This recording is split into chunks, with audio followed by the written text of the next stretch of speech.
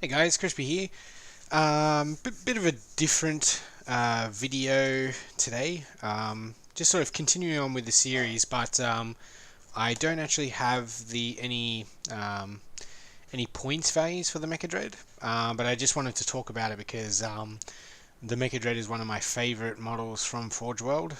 Definitely on par with the Mega-Dread for me. I love both of them, and actually I love the Forgeworld Stomper too. That's cool too. Unfortunately, Forgeworld Stomper is just so cripplingly expensive money-wise. Otherwise, I would own one. But anyway, I digress.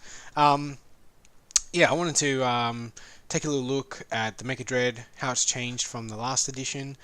Um, Sort of, speculate on points cost. I took a look through the Xenos 2 index and I was trying to look for power level 12, but I actually couldn't find any units with specifically power level 12. I found a couple with power level 13, and when I added up the costs for power level 13, they sort of ranged from 200 to about 240. Um, we like it, and sometimes even more than that. So it's a fairly wide range. So I can only speculate that this guy's probably going to be. I mean, I wouldn't be surprised if this guy came in at about 260 or maybe 280 with the custom force field. I think that would be a fair price to pay for the stats you see on the screen here. Speaking of the stats, let's take a look at them compared to the previous edition. So previously, this guy was weapon skill 4, ballistic skill 2. He was strength 10. Obviously, there was no toughness involved, but he was armor 13 on the front, 12 on the sides, and 11 on the rear. He had 3 attacks base, and then he got an additional 2 when he charged from his ramshackle monster rule, I think it was called. It wasn't Ramshackle Monster. It was something else. Mechanical Monstrosity or something like that gave him +2 attacks on the charge. Then he had a 5++ Invulnerable, which was pretty big for vehicles, and he was one of the first vehicles, if I remember correctly, to get that, because these are quite old models in the Forge World range. And he was also a HQ choice. He had the ability to repair vehicles just using the regular mech tools. So originally when I first got these guys it was a 4+, and then with that later book it went up to a 5+.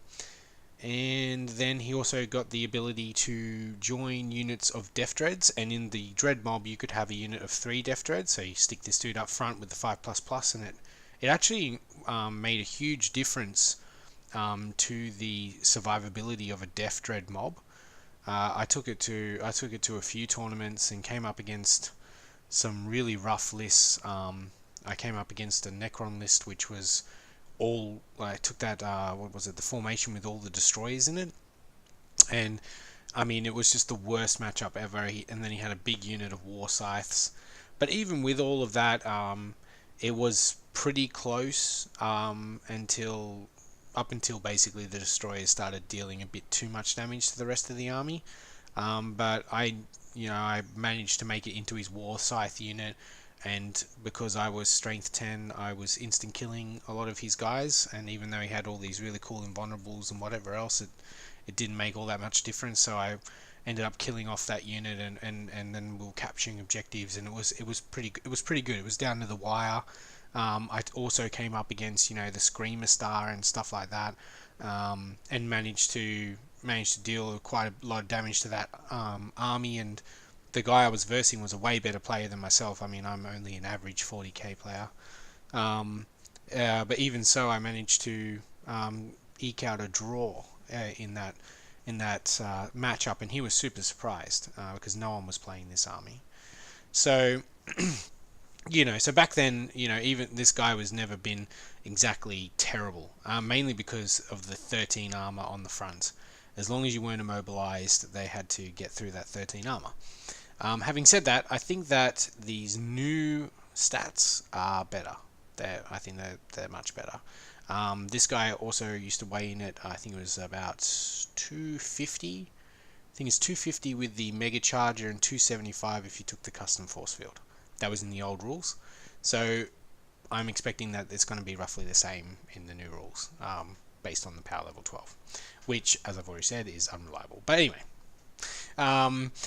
let's have a look here. So obviously they've made him a bit more of a shooty beast, which is cool. Unfortunately, you can't. I think you can take two of these, can't you? There is a model.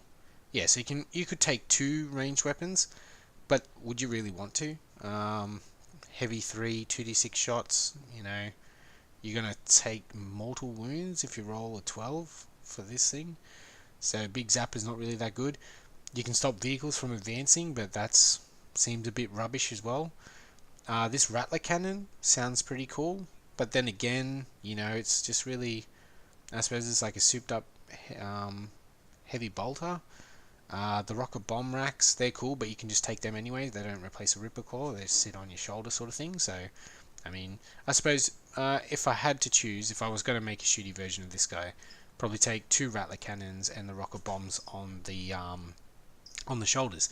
Having said that, I think that looking at this Rattler cannon stat line, that Warcopter might be pretty good. I think it comes with 3 of these, so that is going to be insane. Unfortunately, I haven't found anyone selling Warcopters on eBay, and they're pretty expensive from Forgeworld, so sad times. But even so, let's have a look at these other rules. So you've got, I think, as you can see here, you can take Mega Charger and the Custom Force Field.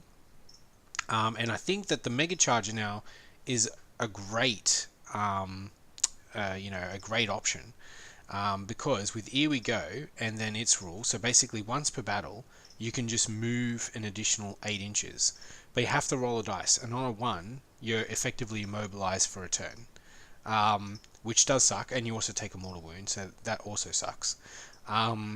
But if you don't roll that 1, you just move 8, and then you can. That's on top of your regular move of 8.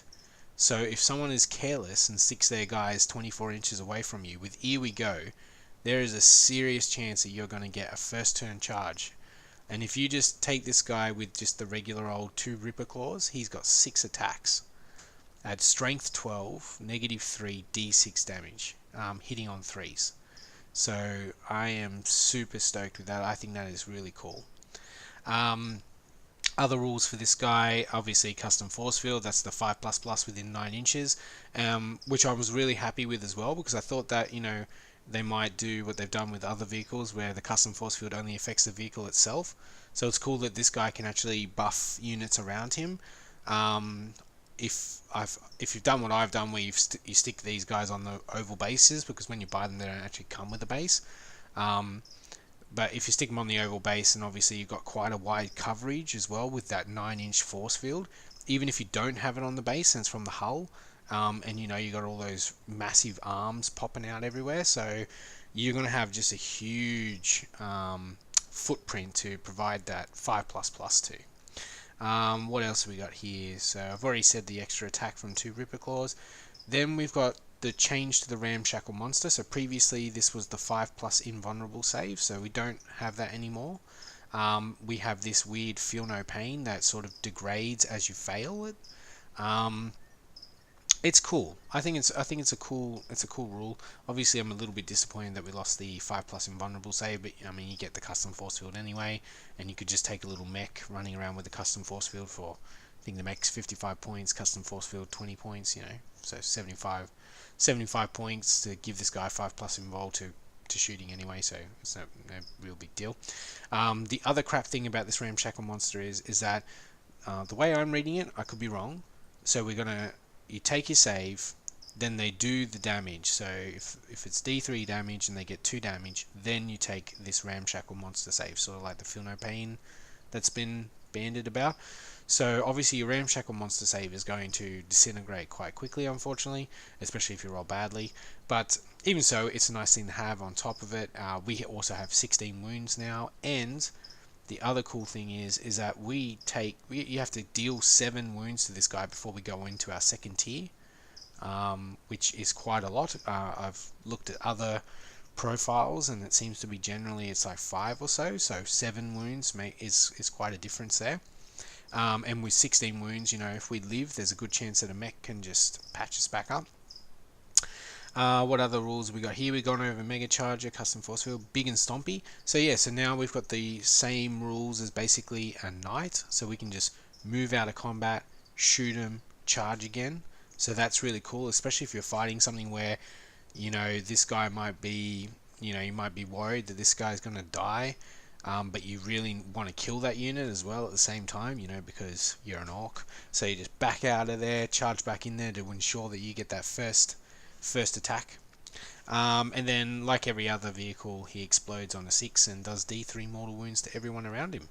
So that is the Meka-Dread that Forgeworld obviously went over today. I'll show you. Where's my picture? 1 second, guys. I'll see if I can show you mine. This is my my Meka-Dread.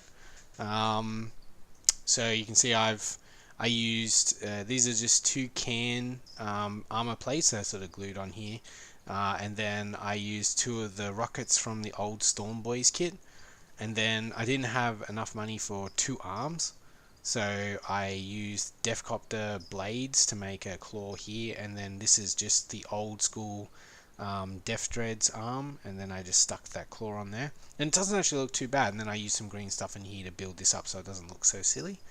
But yeah, there's my Meka-Dread, guys. So yeah, a bit of a different video, as I said, because I don't have the points value for this guy, unfortunately. But yeah, overall, I think that this Meka-Dread has gotten a huge buff. 16 wounds now instead of 3 hull points.